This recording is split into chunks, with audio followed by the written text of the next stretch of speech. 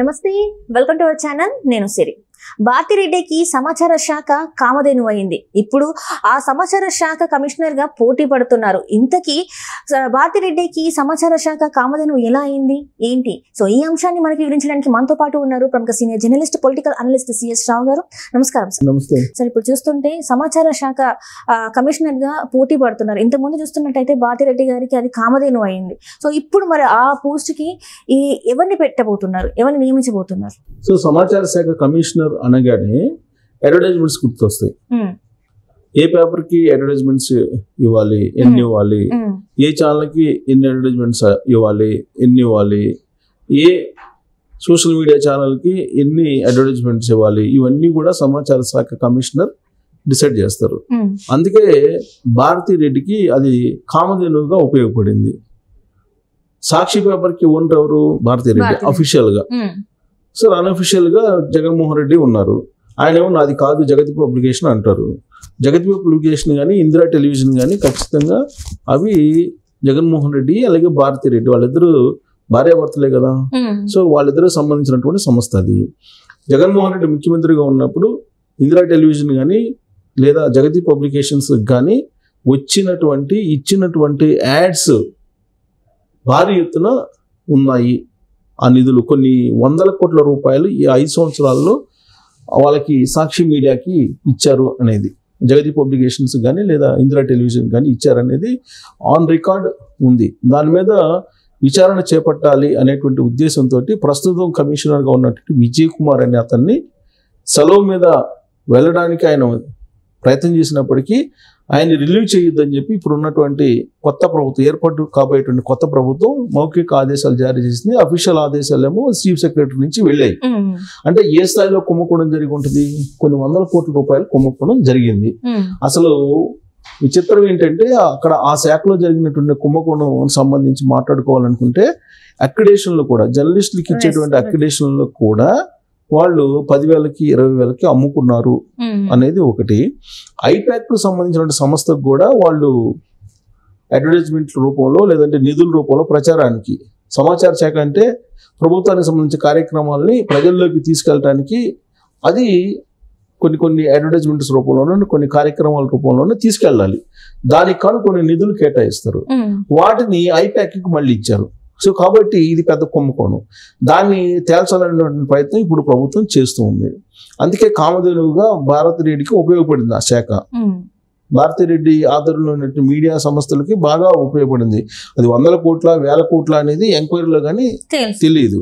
ఇప్పుడు ఐపాక్ కు సంబంధించినటువంటి సంస్థకు అసలు ఎంత ఇచ్చారు, అసలు ఎంప్లాయీస్ ని సోషల్ మీడియాలో పెట్టుకొని ఆ సోషల్ మీడియాలో ఎంప్లాయీస్ కి సమాచార శాఖ కమిషనర్ నుంచి నిధులు ఇప్పించారు అని చెప్పి కూడా ఒకటి వినపడుతుంది. చెన్నైలో ఉండేటువంటి ఒకటి ఐపాక్ కు సంబంధించిన సంస్థ, అలాగే కోకాపేటలో మరొక సంస్థ ఉంది. దానికి వీటన్నిటికి కూడా ఎంప్లాయ్మెంట్ ప్రైవేటు వ్యక్తులకి ఇచ్చేసి అఫీషియల్ గా ప్రభుత్వం నుంచి డబ్బులు తీసుకున్నారు. ఆ డబ్బులు ఎక్కడి నుంచి తీసుకున్నారు? సమాచార శాఖ నుంచి తీసుకున్నారు.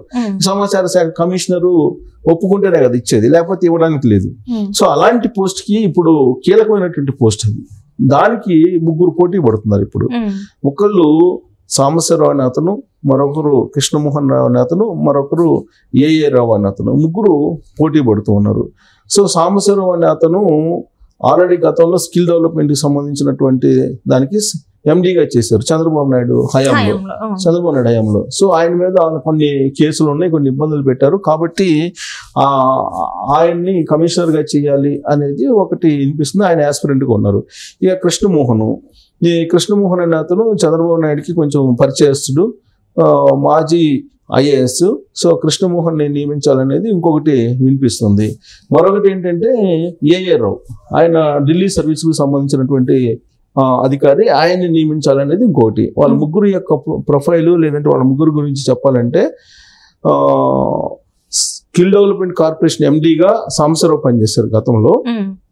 అలాగే జగన్ ప్రభుత్వంలో సిఐడి వేధింపులకు ఈయన గురయ్యారు. సిఐడి స్కిల్ డెవలప్మెంట్ కి సంబంధించి కేసు పెట్టారు కదా, దాంట్లో ఈయన ఉన్నారు, ఆ కేసులో ఉన్నారు. ఈయన రైల్వే సర్వీస్కి సంబంధించిన అతను సాంబశివరావు. యాక్చువల్గా ఈయన్ని కమిషనర్గా నియమించవచ్చు అనేది ఒక టాక్ నడుస్తూ ఉంది ఈయన సాంబశివరావు మీద.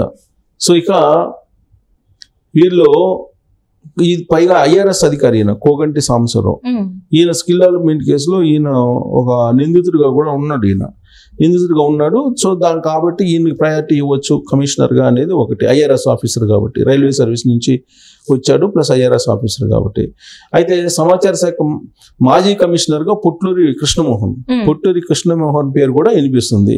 ఈయన సీఎం చంద్రబాబు నాయుడుకి అత్యంత సన్నిహితుడు. తర్వాత డైరెక్ట్ ముఖ్యసూటి అధికారి అనేటువంటి పేరు ఉంది. అలాగే నిజాయితీపరుడు అనేటువంటి పేరు కూడా ఉంది. సో అధికారంలో లేనటువంటి సమయంలో చంద్రబాబు నాయుడు ఏదైనా పని అప్పచెప్తే అది బాధ్యతాయుతంగా నిర్వహిస్తారు అనేటువంటి ఒక పేరు ఉంది ఆయనకి. గతంలో ఆయన పనిచేసినటువంటి సంస్థలన్నీ గ్రామీణాభివృద్ధి సంస్థ మీద బాగా పట్టుంది. అలాగే సర్ఫ్ అంటే ఇప్పుడు మహిళలకి ఉపాధి కల్పించడం కానీ, లేదంటే ఈ పెన్షన్స్ డిస్ట్రిబ్యూట్ చేసేటువంటి కానీ, ఇదంతా సర్ఫ్ ఇలాంటి సంస్థల మీద పట్టుంది ఆయనకి. కృష్ణమోహన్ కనుక ఒకవేళ కమిషనర్ ఇవ్వాల్సి వస్తే నిబంధనల ప్రకారం స్పెషల్ కమిషనర్గా ఆయన్ని మార్చాలి. ఎందుకంటే రిటైర్ అయ్యారు కాబట్టి, రిటైర్ అయిన అధికారి కాబట్టి స్పెషల్ కమిషనర్గా ఆ పోస్ట్ని మార్చి సమాచార శాఖ స్పెషల్ కమిషనర్గా అది ఇవ్వాల్సి ఉంటుంది, కమిషనర్గా కాకుండా. సో ఇక ఈయన ఇంకొక అతను ఏఏ రావు. ఇతను ఢిల్లీలో పూర్తి స్థాయిలో ఢిల్లీలో పనిచేసిన మాజీ ఐఆర్ఎస్ అధికారి ఏఆర్ రావు. ఈయన కమిషనర్ పదవికి ఈయన పేరు కూడా వినిపిస్తుంది. మాజీ ఉపరాష్ట్రపతి వెంకయ్య నాయుడు, కేంద్ర మాజీ మంత్రి దాసరి నారాయణరావు చనిపోయాడు కదా, దాసరి నారాయణరావు, ఆయన కూడా కేంద్ర మనిషిగా చేసినప్పుడు ఓఎస్డీగా పనిచేస్తాడు వీళ్ళిద్దరి దగ్గర. ఈయన సో పనిచేసిన అయ్యేశ్వరరావుకి మీడియా లైజనింగ్ లో సమర్థుడిగా అయ్యేశ్వరరావు పేరు కూడా వినిపిస్తుంది. చంద్రబాబుకు నమ్మకమైనటువంటి అధికారిగా ఈయనకి పేరుంది ఏఆర్ రావుకి. గతంలో వైఎస్ సీఎంగా ఉన్నప్పుడు జరిగిన ఎన్నికల్లో కొంతకాలం లీవ్ పెట్టి వెళ్ళిపోయాడు. అప్పట్లోనే చంద్రబాబు నాయుడు అధికారంలో లేడు కాబట్టి అప్పుడు కూడా చంద్రబాబు నాయుడు కోసం పనిచేశాడు, లీవ్ పెట్టి, అంటే పార్టీ కోసం పనిచేశాడు. తర్వాత క్షేత్రస్థాయి పరిశీలనతో పాటు సీనియర్ జర్నలిస్టులతో ఈయనకి సంబంధాలు ఉన్నాయి ఏఆర్ రావుకి. సో పబ్లిక్ పల్స్ తెలుసుకోవడంలో కూడా ఏఆర్ రావుకి కొంచెం ప్రత్యేకమైనటువంటి అనుభవం కూడా ఉంది. హిందీ, ఇంగ్లీషు భాషల మీద పట్టు కూడా ఉంది. ఈయన్ని కానీ కమిషనర్గా నియమిస్తే ఆయనకు కూడా స్పెషల్ కమిషనర్గా హోదా కల్పించాలి. ఒక సాంబశివరావుకి తప్ప మిగతా వాళ్ళకి ఎవరికి ఇచ్చినా దాన్ని స్పెషల్ కమిషనర్ పోస్ట్ కింద దాన్ని మార్చాలి పోస్ట్ ని. సో రిటైర్ అయిన ఐఏఎస్, ఐఆర్ఎస్, ఐఐఎస్ అధికారులను కమిషనర్ గా నియమించడానికి నిబంధనలు అంగీకరించవు వాస్తవంగా రిటైర్ అయినటువంటి వాళ్ళని. కానీ ఈ హోదాను స్పెషల్ కమిషనర్ గా మార్చాల్సి ఉంటుంది అప్పుడు ఒకవేళ వాళ్ళని కనుక నియమించాల్సి ఉంటే. కానీ ఏ ప్రభుత్వంలో ఏ పదవులను నియమించే అధికారం ప్రభుత్వానికి ఉందని చెప్పి ఐఏఎస్లు అంటున్నారు. ఎలాగైనా ప్రభుత్వం అనుకుంటే కనుక ఏ పదవులనైనా ఎవరినైనా నియమించవచ్చు. దానికి సంబంధించిన రూల్స్, రెగ్యులేషన్స్ కొన్ని అటు ఇటు మార్చేసి ఎవరిని కావాలంటే వాళ్ళని వేసేటువంటి అవకాశం ఉంది. సో వీళ్ళల్లో ఈ ముగ్గురులో ఎవరైనా సరే, సాంబశివరావు కానీ, లేదంటే కృష్ణమోహన్ కానీ, లేదంటే ఏఆర్ రావు కానీ, వీళ్ళల్లో ఎవరిని వేసినా కానీ భారతీరెడ్డికి కామధేనుగా ఉపయోగపడినటువంటి సమాచార శాఖలో ఉన్నటువంటి కుంభకోణాలన్నింటినీ బయటికి తీసేటువంటి అవకాశం ఉంది. అందుకే వీళ్ళ ముగ్గురు పేర్లు వినపడుతున్నాయి. వీళ్ళ ముగ్గురు కమిషనర్లుగా లేదా స్పెషల్ కమిషనర్గా అపాయింట్ అయితే భారతీరెడ్డి గత 5 సంవత్సరాల నుంచి ఆమె సంస్థకు చేసుకున్నటువంటి నిధుల ప్రవాహం అనేది బయటకు రాబోతుంది. దాంతో ఆవిడ జైలుకు వెళ్ళే అవకాశం ఉంది అనేది ఇప్పుడు చర్చ జరుగుతుంది. అంటే రానున్న రోజుల్లో ఏదైనా జరగవచ్చు. అంటే జగన్మోహన్ రెడ్డి గారితో పాటు బాతిరెడ్డి గారు కూడా జైలుకి వెళ్ళే అవకాశం ఉందని అనుకోవచ్చు మనం. ఇది ఒక్కటే చాలు కదా, సమాచార శాఖ ఒక్కటే చాలు. సమాచార శాఖ కుంభకోణం బయటకు వచ్చిందంటే ఆవిడ ఆల్మోస్ట్ జైలుకి వెళ్ళేటువంటి అవకాశం. Right. Thank you so much sir.